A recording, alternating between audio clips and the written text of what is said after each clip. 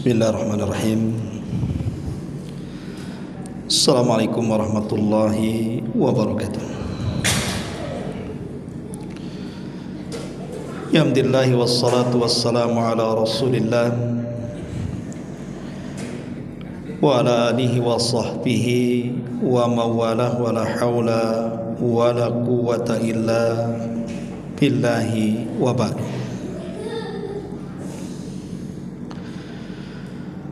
Alhamdulillah, segala puja dan puji hanya milik Allah subhanahu wa ta'ala. Salawat dan juga salam kita hadiahkan kepada Rasul kita Nabi besar Muhammad sallallahu alaihi wa ala alihi wasallam. Karena sekarang tanggal 29 Rajab dan besok ataupun lusa mungkin masuk di bulan Sya'ban, maka pembahasan di malam hari ini kita akan membahas tentang menyongsong bulan Sya'ban. Ada apa dengan bulan Sya'ban? Apa yang harus dilakukan dari amal-amal saleh kita di bulan Sya'ban? Hadirin dan hadirat yang dimuliakan Allah subhanahu wa ta'ala, bulan Sya'ban adalah bulan yang menjadi muqaddimah bulan Ramadan.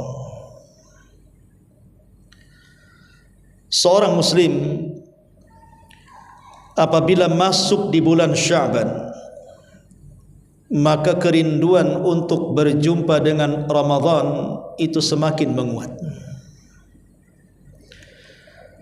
Seperti seseorang yang datang jauh dari safar, kemudian ditunggu oleh orang yang dicintainya di rumahnya. Tentu dalam perjalanan menuju rumah itu sangat merindukan, ingin segera sampai.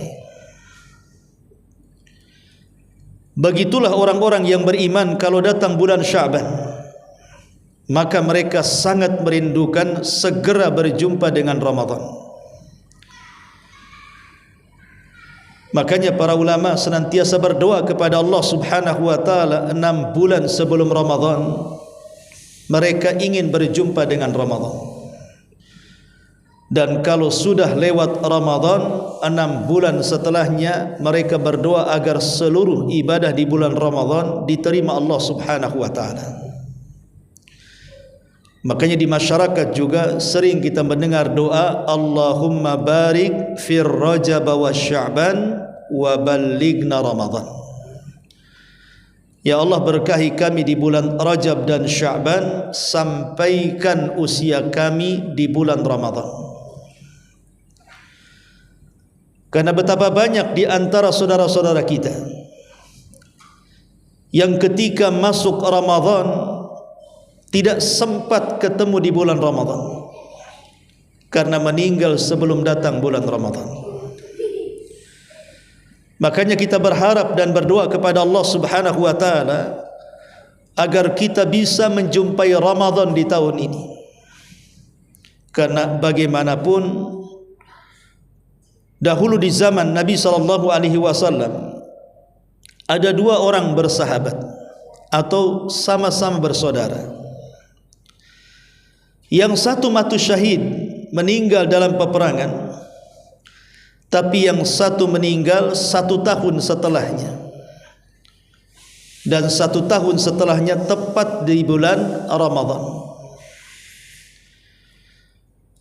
Kemudian ada seorang sahabat bermimpi bahwa yang meninggal 1 tahun setelahnya dan melewati Ramadan justru masuk surga duluan dibandingkan orang yang mati syahid. Hal itu ditanyakan kepada Nabi SAW, kok bisa? Bukankah orang yang mati syahid masuk surga direct tanpa hisab dan azab? Artinya orang yang mati syahid itu pasti masuk surga. Karena kalau meninggal dia tidak akan dihisab, tidak akan diadab. Tapi kenapa orang yang tidak mati syahid namun mendapatkan 1 tahun setelahnya dan mendapatkan Ramadan, justru dia lebih dulu masuk surga. Maka Nabi SAW menjelaskan, karena orang yang mendapatkan Ramadan, dia akan banyak mendapatkan pahala melebihi orang yang mati syahid. Makanya seorang muslim harus berangan-angan dan bercita-cita jangan sampai kemudian usia kita tidak sampai ke Ramadan, apalagi tinggal selangkah lagi. Makanya bulan Sya'ban ini bulan yang sangat istimewa, walaupun sebenarnya secara bulan memang tidak ada istimewanya. Karena kita tahu bahwa dalam Islam bulan yang istimewa itu cuma 5. Pertama Ramadan, dan itu pemimpinnya. Dan yang 4-nya disebut Ashhurul Hurum, bulan-bulan hurum, dan Sya'ban tidak termasuk di dalamnya. Karena bulan-bulan hurum itu dimulai daripada Dzulqa'dah, Dzulhijjah, Muharram dan Rajab saja. Hari ini, maksudnya bulan ini termasuk bulan hurum. Tapi Sya'ban itu tidak termasuk bulan hurum. Meski secara bulan Sya'ban ini bukan termasuk bulan hurum, akan tetapi di bulan ini ada peristiwa besar, peristiwa yang sangat membahayakan bagi umur kita. Peristiwa apa yang terjadi di bulan Sya'ban? Raf'ul a'mal. Di bulan ini amalan-amalan kita diangkat ke langit. Jadi amalan 1 tahun dari Ramadan kemarin, tahun kemarin, sampai Sya'ban besok, maka amalan 1 tahun itu akan dirangkum, kemudian diangkat ke langit dan dipertontonkan di hadapan Allah Subhanahu wa ta'ala. Berapa setahun ini solat yang sudah kita lakukan? Berapa zakat dan sedekah yang pernah kita infakkan? Berapa banyak solat malam yang kita sudah lakukan? Berapa banyak ayat Al-Quran yang sudah kita bacakan?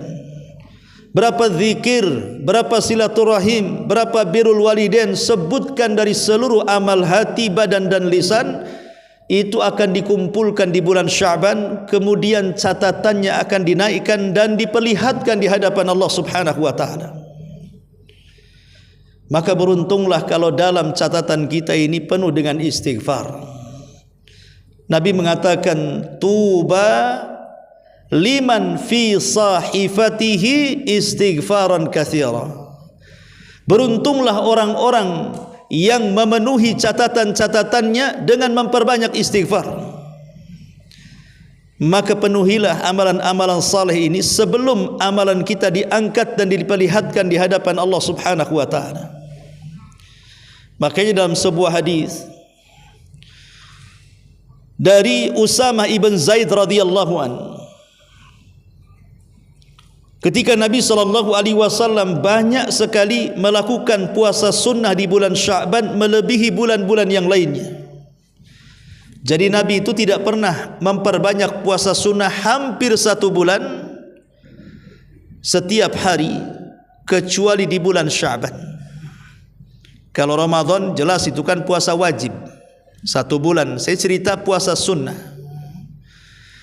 Kata Usamah ibn Zaid ketika ditanya atau bertanya kepada Rasul, ya Rasul, kenapa engkau memperbanyak puasa hampir 1 bulan di bulan Sya'ban itu? Maka jawaban Nabi SAW mengatakan, dzaka syahrun yaghfulun nasu anhu bainar Rajab wa Sya'ban. Kata Nabi SAW, karena bulan Sya'ban itu bulan yang dilalaikan manusia, karena terjepit di antara 2 bulan mulia. Bulan setelahnya Ramadan, dan itu bulan yang paling mulia. Bulan sebelumnya Rajab, dan itu juga bulan hurum, bulan mulia. Sementara secara keutamaan Sya'ban itu tidak mempunyai keutamaan, sehingga dilalaikan oleh manusia. Dan itu dilihat dari kelalaian manusia di bulan Sya'ban. Di antara mereka yang mikir Ramadan, justru di bulan Sya'ban mereka menghabiskan waktu-waktu hanya untuk memperkeras kerja mereka menabung uang sebanyak-banyaknya supaya ketika Ramadan nyantai. Ada juga yang kemudian di bulan Sya'ban ini justru karena menyambut Ramadan sibuk mengecat rumah, renovasi dan begitu seterusnya.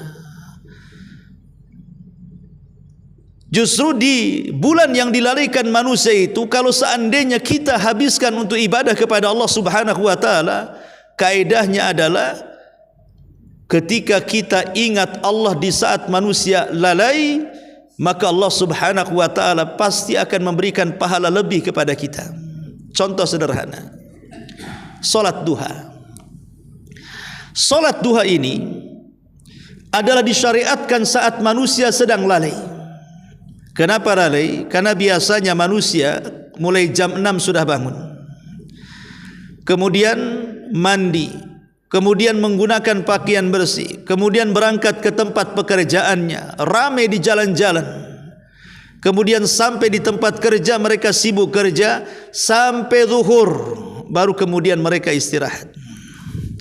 Ya, yang punya sawah ke sawah, yang punya kantor ke kantor, yang punya pasar ke pasar, yang bekerja di jalan ya di jalan, yang bekerja di bangunan ya di bangunan. Hampir dari pagi sampai zuhur itu waktu di mana manusia dilalaikan dengan dunia.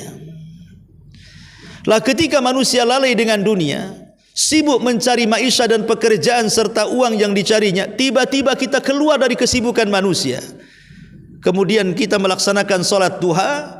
Maka solat duha itu adalah solat yang sangat-sangat istimewa. Kenapa? Karena dilakukan di tengah-tengah kelalaian manusia. Makanya duha itu solat terbaik di siang hari dari solat-solat sunnah setelah solat wajib. Ataupun tahajud di malam hari. Orang di malam hari itu kebanyakan tidur. Jarang orang begadang, ada satu dua yang bergadang. Tapi umumnya manusia di malam hari tidur. Tiba-tiba di saat nyenyaknya manusia tidur, di saat enak-enaknya manusia tidur, kita pula bangun. Kemudian kita bermunajat dengan tahajud kepada Allah Subhanahu wa taala. Maka ibadah yang dilakukan saat manusia lalai karena terlelap tidur, maka ibadah itu sangat istimewa. Makanya tahajud itu solat terbaik setelah solat wajib. Maka begitu juga ibadah apapun yang dilakukan di bulan Sya'ban, walaupun secara bulan tidak ada istimewanya, dia bukan Ramadan juga bukan Hurum, tapi karena kejepit di antara dua bulan yang sangat istimewa dan manusia banyak melalaikannya, kalau kita gunakan untuk beribadah di bulan Sya'ban dengan memperbanyak puasa dan yang lainnya, maka nilainya sangat tinggi di hadapan Allah Subhanahu wa taala. Makanya lanjutan seterusnya, Nabi SAW mengatakan, wa ana uridu an arfa amali wa ana saimun. Dan saya berkehendak ketika amalan-amalanku diangkat di bulan Sya'ban, posisi saya sedang berpuasa kepada Allah Subhanahu wa taala. Karena satu bulan Sya'ban itu amalan kita setiap detiknya diangkat. Karena amalan diangkat itu, catatan amalan kita diangkat itu kan di 4 tempat. Ada yang sifatnya harian, ada yang sifatnya pekanan, ada yang bersifat tahunan, ada juga yang bersifat keseluruhan. Adapun yang bersifat harian, amalan kita diangkat di 2 waktu. Pertama waktu subuh dan yang kedua waktu asar. Adapun waktu subuh itu mengangkat amalan kita di malam hari. Di malam hari ngapain aja kita itu? Salat malam lekah kita, berzikirkah kita, baca Qurankah kita, sedekahkah kita? Di malam hari dicatat. Kemudian setelah sampai waktu fajar, maka amalan kita di malam hari catatannya sudah dikantongi malaikat, kemudian diangkat di waktu fajar. Kemudian datang malaikat pencatat di siang hari. Di siang hari kita apa saja yang kita lakukan dari ibadah? Apakah di siang hari kita silaturahim? Apakah di siang hari kita datang mengunjungi orang sakit? Apakah di siang hari kita puasa? Apakah di siang hari kita ini memberi makan fakir miskin? Atau mengikuti jenazah? Atau apalah amalan soleh yang lainnya? Nanti dikumpulkan sampai waktu asar. Di waktu asarlah ketika manusia sedang solat, maka amalan kita diangkat oleh para malaikat untuk dihadapkan kepada Allah. Itu namanya pengangkatan harian. Ada yang sifatnya pekanan, dan itu setiap hari Senin dan Kamis. Makanya ada puasa Senin Kamis. Karena 2 hari ini, Senin ataupun Kamis, di mana amal 1 pekan kita akan dikumpulkan kemudian diangkat ke langit. Kemudian ada yang bersifat tahunan, di mana amal 1 tahun dikumpulkan jadi 1 catatan, kemudian diangkat ke langit di bulan Sya'ban. Makanya Rasul mengatakan, dan saya ingin ketika amalanku diangkat, kata Rasul, saya sedang berpuasa. Makanya Rasul setiap hari berpuasa.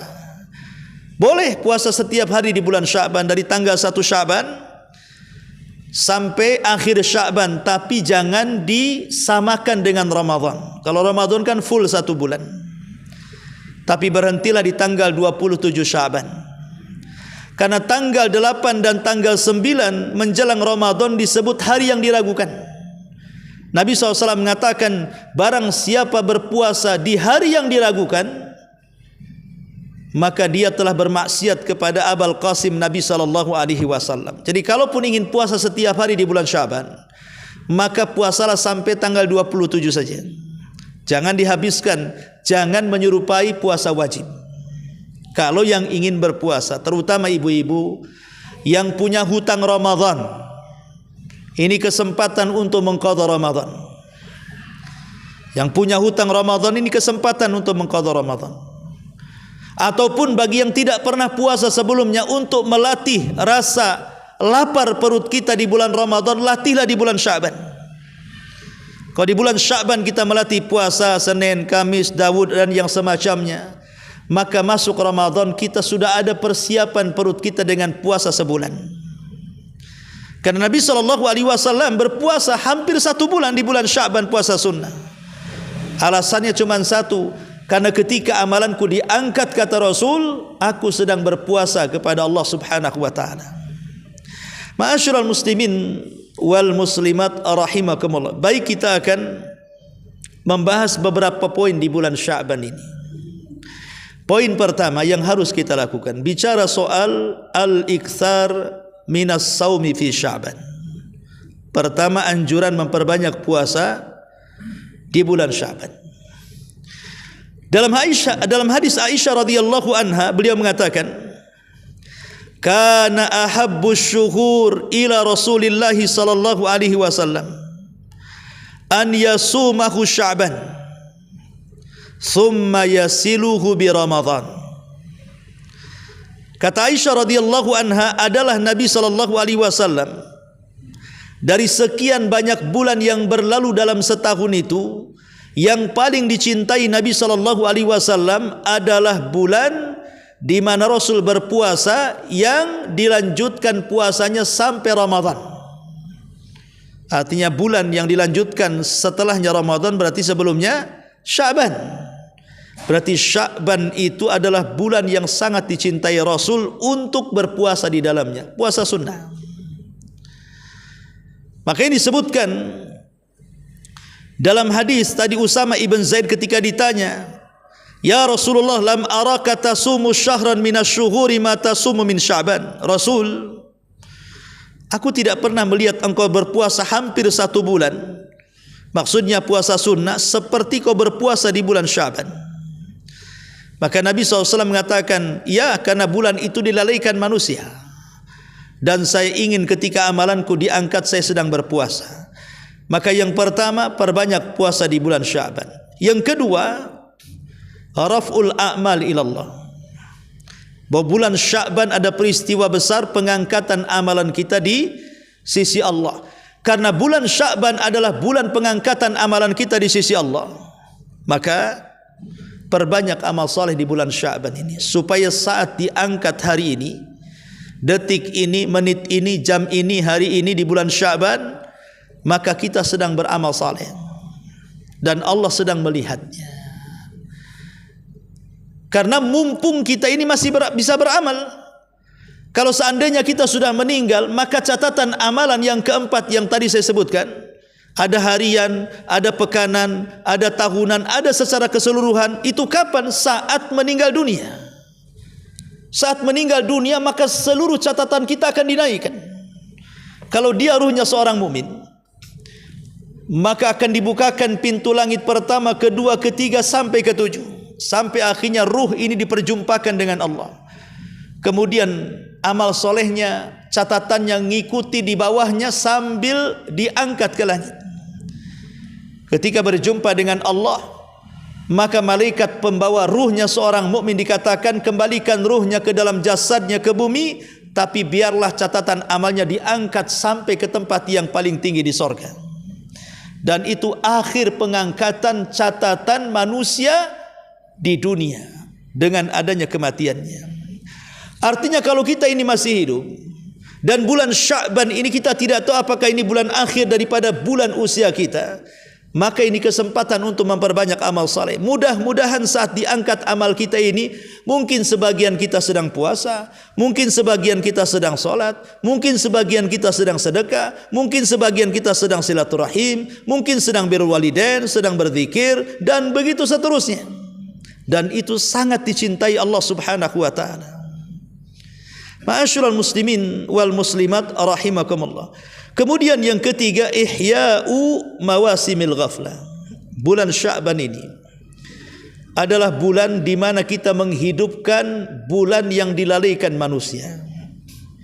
Manusia enggak peduli dengan Sya'ban karena ingatnya Ramadan saja. Sebentar lagi Ramadan nih, saya harus sibuk renovasi rumah, nanti Ramadan enggak sempat. Nanti Ramadan puasa, sibuk mencari uang biar nanti Ramadan lebih banyak istirahatnya. Sibuk mencari dunia, nanti Ramadan lebih tenang lagi, etika, baca Quran dan lainnya. Ada orang yang menyibukkan mengejar dunia di bulan Sya'ban hanya gara-gara alasan untuk Ramadan.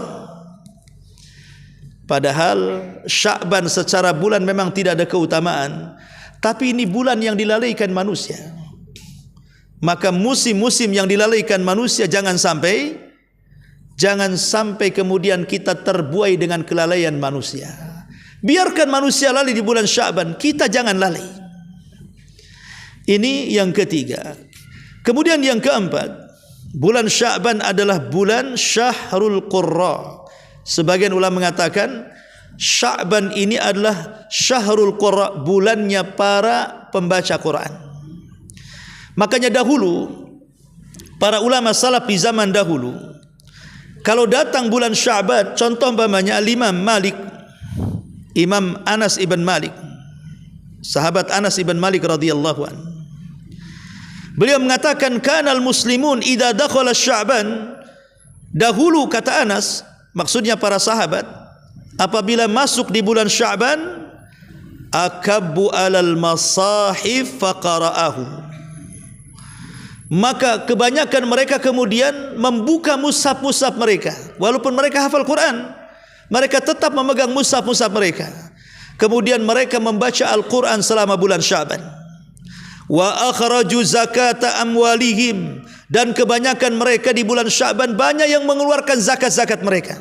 Jadi banyak para sahabat dulu kalau zakat wajib, maksudnya zakat wajib itu, mereka menunggu bulan Sya'ban sebagai batasan haulnya. Kalau sudah sampai nisab dan haulnya itu di bulan Sya'ban, maka mereka mengeluarkan zakat-zakat mereka. Ma'asyiral muslimin wal muslimat rahimakumullah. Bahkan juga disebutkan bahwa sebagian para ulama salaf kalau datang bulan Sya'ban, maka mereka pun menutup toko-toko mereka. Artinya apa? Bisnis-bisnis mereka dihentikan. Faqara'ul Quran, dan mereka memilih membaca Al-Quran. Lihat bagaimana sampai orang dulu itu kalau datang bulan Sya'ban, sudah mereka juga sudah layaknya sudah masuk Ramadan, sudah tidak mau disibukkan dengan dunia. Itulah orang dulu, karena orang dulu kan memang mengejar akhirat bukan dunia. Kalau kita jangan lagi Sya'ban, sebelum masuk Ramadan otak kita saja sudah pikirannya itu bisnis di bulan Ramadan. Ini jualan apa sih di bulan Ramadan ini? Ini di bulan Ramadan kira-kira bisnis apa yang pantas ini? Bisnis bukaan kah? Bisnis pakaian baru kah? Ada orang yang berfikir bukan bagaimana Ramadan, dia sudah schedule dari sekarang. Bicara soal puasa, bicara sekian juz akan dihatamkan, sekian juz ketika sholat tarawih ikut di masjid mana. Tidak ada cerita itu. Padahal orang-orang salaf itu jangankan masuk Ramadan, Sya'ban saja mereka sudah menutup toko-toko mereka. Artinya mereka sudah siapkan 1 tahun penuh tuh untuk di bulan Sya'ban dan Ramadan, sehingga mereka tidak disibukkan dengan dunia. Itulah bedanya orang dulu dengan orang sekarang. Termasuk juga di bulan Sya'ban, salamatus sadri. Ini bulan di mana hati kita harus dibersihkan. Jangan sampai kemudian di bulan Ramadan hati kita kotor. Kalau mau membersihkan hati, bersihkan dari sekarang. Kenapa demikian? Karena dalam sebuah hadis dari Abi Musa al-Asy'ari radhiyallahu an, Nabi mengatakan, innallaha la yattali'u fi lailatin nisfi min Sya'ban fayaghfiru li jami'i khalqihi illa li musyrikin aw musakhin. Apa kata Rasul? Sesungguhnya Allah di pertengahan Sya'ban akan memandang hamba-hambanya. Kemudian fayaghfiru li jami'i, maka Allah akan mengampuni, li jami'i atau fayughfaru, maka akan diampuni, li jami'i khalqihi, seluruh dosa makhluknya, illa, kecuali li musyrikin aw musakhin, orang musyrik dan orang yang dalam hatinya penuh dengan permusuhan dengan saudaranya. Jadi dari sini kita tahu bahwa ada 2 kelompok di bulan Sya'ban itu amalannya tidak diangkat. Maka jangan sampai di antara kita amalan kita tidak diangkat di bulan Sya'ban, ikhwan. Rugi kalau seandainya 1 tahun tidak terangkat-angkat sehingga Allah tidak pernah melihatnya, walaupun Allah tahu isinya. Tapi dengan diangkatnya amal kebaikan, Allah melihatnya, itu sebuah kebanggaan bagi kita. Itu masalahnya. Rupanya di dunia ini ada orang yang bertahun-tahun catatannya nggak diangkat-angkat. Siapa mereka? 2 kelompok kata Rasul. Pertama orang musyrik, dan yang kedua musakhin, orang yang selalu menanamkan kebencian, kedengkian, hasad, dendam kepada saudaranya. Maka ini waktu di mana kita membersihkan hati supaya masuk Ramadan betul-betul bersih hatinya. Kemudian yang keenam, al-haya'u minallah. Al-haya'u minallah.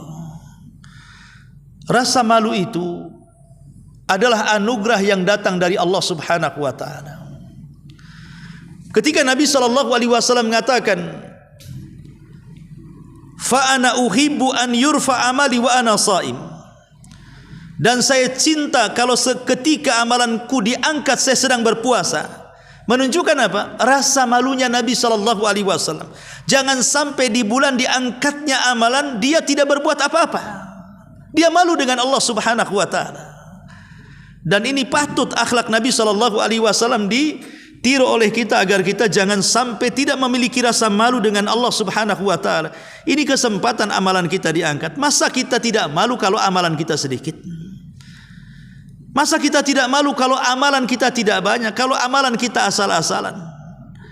Mungkin 1 tahun banyaklah kita yang diremehkan dari Ramadan kemarin sampai Rajab tahun ini. Mungkin banyak amalan yang kita tinggalkan, banyak sholat sunnah yang kita tinggalkan, banyak sedekah yang kita tinggalkan, banyak zikir yang kita tinggalkan. Ini mumpung masuk bulan Sya'ban, lah catatan-catatan kebaikan kita penuhi. Karena 1 bulan amalan kita ini 24 jam selama 1 bulan akan diangkat setiap hari, supaya sahifah kita ini penuh dengan amalan. Kalaupun qadar Allah setelah Sya'ban ini meninggal atau setelah Ramadan meninggal, maka adalah tabungan kita yang kita bisa pertanggungjawabkan di hadapan Allah. Selama 1 bulan Sya'ban kita penuhi dengan catatan-catatannya. Contoh dengan istighfar, karena Rasul mengatakan beruntunglah orang yang dipenuhi catatannya dengan istighfar yang banyak. Ma'asyiral muslimin wal muslimat rahimani wa rahimakumullah. Kemudian yang nomor 7, at-tahni'atu qabla Ramadan. Sya'ban adalah persiapan untuk menjambut bulan Ramadan.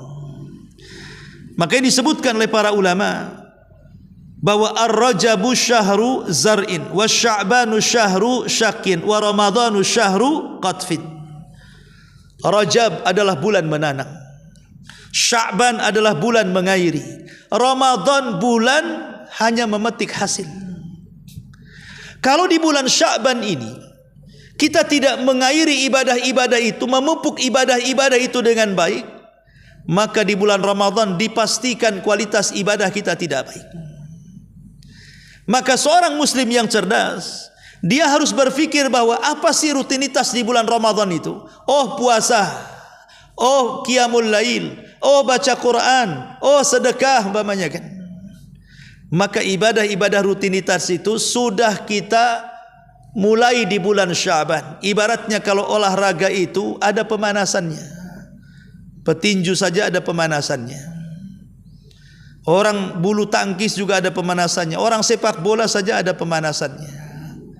Maka ibadah inti juga ada pemanasannya. Sebelum kita masuk kepada ibadah yang wajib dari puasa Ramadan, biasakan puasa yang sunnah, supaya ketika masuk Ramadan sudah tidak berat lagi kita musuhnya. Ketika di bulan Ramadan kita ini mau menghatamkan Al-Quran sekian juz, kalau Quran itu tidak dibaca sebelumnya di bulan Sya'ban atau bulan Rajab sekarang, boleh jadi selancar-lancarnya orang baca Quran, kalau 1 tahun tidak baca Quran, tiba-tiba datang awal Ramadan baca Quran, saya pastikan tidak akan lancar. Tidak akan lancar. Karena orang lancar membaca Quran itu karena dibaca setiap hari. Lalu kalau tidak lancar, macam mana target menghatamkan Quran di bulan Ramadan? Yang lebih parah lagi, ada orang yang tidak mau baca Quran di bulan Quran. Ramadan itu bulan Quran, tapi ada manusia yang tidak mau baca Quran di bulan Ramadan. Kan aneh kalau seandainya bulan Quran tapi tidak mau baca Quran. Kalau dia tidak membaca Quran di bulan Quran, saya yakin di bulan yang bukan bulan Quran, dia tidak akan pernah membaca Quran tuh. Begitu juga solat malam. Kalau kita biasakan solat malam di bulan-bulan sebelum Ramadan, Rajab ataupun Sya'ban, terbiasa berdiri maksudnya kan, terbiasa lama. Ketika masuk Ramadan, imam 1 juz saja dia bisa tahan. Kalaupun imamnya terlalu pendek, mungkin kita bisa tegur, karena sudah terbiasa solat malam kita ini. Orang yang terbiasa solat malam, kemudian dia ikut tarawih, walaupun 1 juz ringan bagi dia. Tapi orang yang tidak pernah melaksanakan qiyamul lail, sekali masuk ke salat tarawih, 1 juz dibaca imam, besoknya enggak datang lagi. Keliling masjid mana yang paling cepat itu yang dia pasti akan masuki. Atau tidak mau sama sekali tarawih dia. Malas masjid dekat ini 1 juz katanya. Bagus saya salat sendiri. Ada yang enggak mau tarawih akhirnya kan. Itulah kadang-kadang orang kalau sudah tidak terbiasa ibadah, ibarat burung liar dimasukkan ke kandang, maunya keluar saja dia, karena tidak terbiasa di kandang. Lain dengan ikan, walaupun loncat dimasukkan ke dalam akuarium, tenang dia, karena di situ dia tempatnya. Begitulah orang-orang yang dipenuhi dengan iman, dia akan tenang di bulan Ramadan dengan ibadahnya. Tapi orang-orang yang di bulan Sya'ban sudah tidak dipenuhi iman, maunya cepat kapan Ramadan selesai, kapan Lebaran, kapan Idul Fitri dan begitu seterusnya. Maka ini juga di antaranya yang nomor 7, bahwa Sya'ban adalah tahni'atu qabla Ramadan, persiapan sebelum Ramadan. Ma'asyiral muslimin wal muslimat rahimani wa rahimakumullah.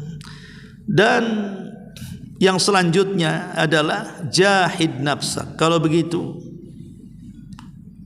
sungguh-sungguhlah di dalam memakmurkan bulan Sya'ban demi Ramadan. Dan yang terakhir, iyyaka wa taswif. Jangan hanya angan-angan saja ingin baca Quran tapi tak baca-baca. Ingin solat malam tapi tak bangun-bangun. Ingin tobat tapi tak tobat-tobat. Jangan hanya lagunya akan saja, tapi langsung eksekusi di tempat. Hari ini ingin tobat, ya tobat hari ini. Jangan nunggu Ramadan. Karena ada orang yang mengatakan, kenapa kamu tak tobat sekarang? Kadong, nunggu Ramadan lah. Nah, ada orang begitu tuh. Kenapa kamu tidak minta maaf, nantilah nunggu Idul Fitri? Iya, kalau sampai Idul Fitri dia hidup, kalau tak dia tak minta maaf selamanya. Iya, kalau usia dia sampai masuk Ramadan, kalau enggak masuk Ramadan, macam mana dia meminta ampun? Lah, makanya jangan suka mentaswib, mengatakan akan dan akan, nanti dan nanti. Kalimat akan dan nanti ini melemahkan ibadah dan mendekatkan diri kepada kemaksiatan kepada Allah Subhanahu wa taala. Ma'asyiral muslimin wal muslimat rahimani wa rahimakumullah. Inilah di antara poin-poin yang penting di bulan Sya'ban ini. Tetapi bulan Sya'ban saya katakan dari awal, sekalipun dia bulan yang tidak ada keistimewaan secara zatnya, tapi bulan ini juga adalah bulan yang banyak sejarah. Sejarah yang terjadi di bulan Sya'ban. Apa saja sejarah di zaman Nabi SAW yang terjadi di bulan Sya'ban ini? Pertama, menikahnya Nabi SAW dengan Hafsah. Dan Hafsah itu adalah putri daripada Umar ibn Khattab. Jadi Umar itu ya besanan dengan Nabi SAW karena putrinya menikah dengan Nabi. Jadi kedudukannya mertua Nabi sekaligus sahabat Nabi SAW. Dan pernikahan Rasul dengan Hafsah itu terjadi di bulan Sya'ban. Kemudian yang kedua, muqaddimah perang Badar. Muqaddimah perang Badar terjadi di bulan Sya'ban, karena Badar kan terjadi di bulan Ramadan tanggal 17. Bulan Sya'ban ini adalah Badar kecil. Badar besarnya itu terjadi di bulan Ramadan. Maksud Badar kecil itu artinya persiapan Nabi untuk mengambil dagangan kafilah Abi Sufyan yang dibawa dari Sam menuju Mekah. Rasul ingin mengambilnya, bukan merampok, ingin mengambil. Kenapa Rasul ingin mengambil? Dalam rangka mengambil hak, karena ketika dia dan para sahabat diusir dari Mekah, rumah mereka, harta mereka, kebun mereka, bisnis mereka diambil paksa oleh kafir Quraisy. Sehingga mereka itu ketika hijrah enggak bawa apa-apa, hanya pakaian yang melekat di badan saja. Makanya ketika mendengar ada satu kafilah dagang besar yang dipimpin Abi Sufyan membawa dagangan orang Mekah, maka Rasul dan para sahabat ingin mengambilnya, terutama orang Muhajirin yang berhijrah dari Mekah ke Madinah, karena orang Ansor enggak ada kepentingan. Tapi sayang gagal, karena kecerdasan Abi Sufyan berhasil melarikan diri dari Rasul dan melaporkan kepada Abu Jahal bahwa dia dihadang oleh Rasul dan 300 pasukannya. Maka Abu Jahal datang membawa 1000 pasukan. Kemudian terjadilah pertempuran yang jomplang dari segi jumlah. Pasukan kaum muslimin jumlahnya 314 orang melawan 1000 orang. Terjadi di bulan Ramadan, tanggal 17 Ramadan, tahun kedua Hijriah. Tapi meskipun demikian, Nabi SAW menang dalam perang Badar ini, bahkan membunuh Fir'aunnya umat ini, si Abu Jahal, dan berhasil membantai 70 orang-orang kafir musyrik dan menawan 70 tawanan orang-orang musyrik. Jadi 70 dibantai, 70 ditawan. Lebihnya mereka pulang ke Mekah mengalami kerugian. Dan di pihak kaum muslimin tidak banyak yang mati jiwa, artinya banyak yang selamat dan dapat keuntungan dengan mendapatkan kemenangan dan harta rampasan perang. Lah, muqaddimah masuknya Badar itu terjadi di bulan Sya'ban, ya. Kemudian yang ketiga, kejadian yang ketiga adalah perang Bani Mustalik atau disebut dengan Muraisi'. Perang Bani Mustalik, di mana perang Bani Mustalik ini disebutkan di dalam Bukhari Muslim dari Ibnu Umar radhiyallahu anhuma, karena dia menyaksikan peperangan ini di mana Nabi SAW menyerbu Bani Mustalik, kemudian menawan Juwairiyah. Belakangan Juwairiyah akhirnya dinikahi Nabi SAW, maharnya pembebasan seluruh orang-orang Bani Mustalik. Akhirnya mereka semua masuk Islam. Penyerangan Bani Mustalik itu terjadi atau disebut perang Muraisi terjadi di bulan Sya'ban. Kemudian yang keempat, pernikahan Nabi SAW dengan Juwairiyah. Kalau pertama tadi pernikahan Rasul dengan Hafsah, maka yang kedua pernikahan Nabi SAW dengan Juwairiyah itu pun terjadi di bulan Sya'ban. Termasuk juga Sariyatu Abdurrahman ibn Auf radhiyallahu an ila diyari Bani Kalbin Daumah. Pasukan khusus yang dipimpin Abdurrahman ibn Auf ketika menyerbu Bani Kalb itu juga di bulan Sya'ban. Termasuk Nabi SAW juga mengirim pasukan Ali bin Abi Thalib radhiyallahu anhu kepada Bani Sa'ad ibn Bakar.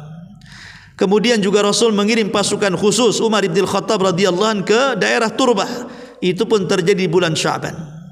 Termasuk juga Rasul mengirim Abu Bakar dengan pasukan khususnya ke Najd. Itu juga di bulan Sya'ban. Termasuk juga kedatangan Adi bin Hatim At-Tai, kemudian mengislamkan dirinya, yang tadinya Nasrani akhirnya masuk Islam dan menjadi sahabat yang sangat berjasa dalam Islam. Itu pun terjadi di bulan Sya'ban. Jadi banyak kalau kita mengupas tentang sejarah-sejarah di bulan Sya'ban. Intinya bahwa bulan Sya'ban ini perbanyak amal saleh, terutama amalan-amalan yang akan kita kerjakan di bulan Ramadan, seperti baca Quran, berpuasa, tahajud, sedekah dan yang semacamnya. Wallahu alam, ini yang bisa sampaikan tentang kajian kita menyambut bulan Sya'ban. Mudah-mudahan ada manfaatnya. Subhanakallahumma bihamdika asyhadu an la ilaha illa anta astaghfiruka wa atubu ilaik. Allahu ta'ala alam. Assalamualaikum warahmatullahi wabarakatuh.